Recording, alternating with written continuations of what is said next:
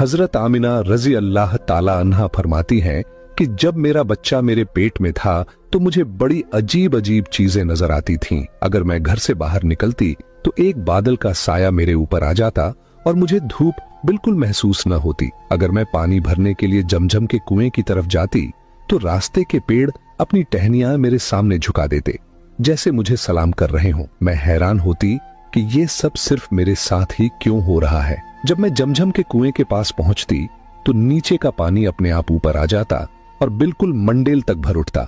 फिर मैं अपने हाथों से ही बाल्टी पकड़कर पानी निकाल लेती। मक्का की औरतें मुझे कुएं के पास रोक लेती और जाने न देती।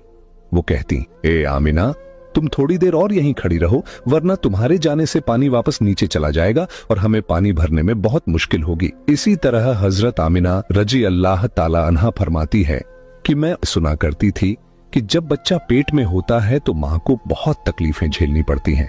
कभी हाथ पांव में दर्द, कभी सर दर्द, कभी उल्टी, कभी बुखार और कभी चिड़चिड़ापन। ये सारी बातें सुनकर मैं सोचती कि अजीब है, मुझे तो पूरे 9 महीनों में कोई तकलीफ नहीं हुई। यहां तक कि जब तक मेरा बच्चा पेट में रहा मुझे सर दर्द तक न हुआ। हजरत आमिना को अजीब अजीब ख्वाब भी आते थे। वो फरमाती हैं कि जब मैं रात को सोती तो मुझे ख्वाब आता कि मेरे जिस्म के अंदर से एक नूर निकला है और उसने पूरी दुनिया को रोशन कर दिया है। ये सब देखकर मुझे यकीन हो चुका था कि मेरे पेट में जो बच्चा है वो यकीनन कोई आम इंसान नहीं, पैगंबर हजरत मोहम्मद मुस्तफा सल्लल्लाहु ताला अलैहि वसल्लम जब अपनी मां हजरत आमिना रजी अल्लाह ताला अन्हा के पेट में थे तो एक रोज आपकी दादी ने आपके दादा को इशारे से बुलाया और कहा, क्या आपको मालूम है ये बहू आमिना बहुत महंगा इत्र लगाती है।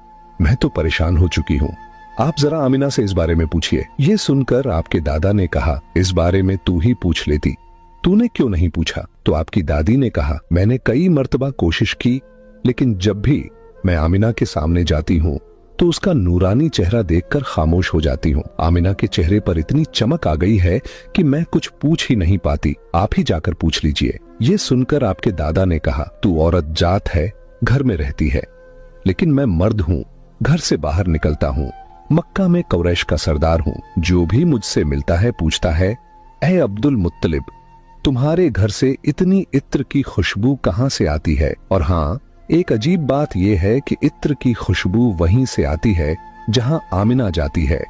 अगर आमिना रसोई में जाती है तो खुशबू वहीं से आती है, अगर गुसलखाने में जाती है तो खुशबू वहीं से आती है, अगर बैठकी में जाती है तो खुशबू वहीं से आती है। और ये कोई मामूली इत्र नहीं है, न इराक